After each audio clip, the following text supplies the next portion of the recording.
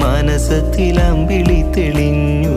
പടവാള് മിഴിയുള്ളോള്, പഞ്ചാര മൊഴിയുള്ളോള്, പദപൊങ്കും ചിരിയുള്ള പൂങ്കനിത്തേവി പെണ്ണ് സൈനബാ ബീവി.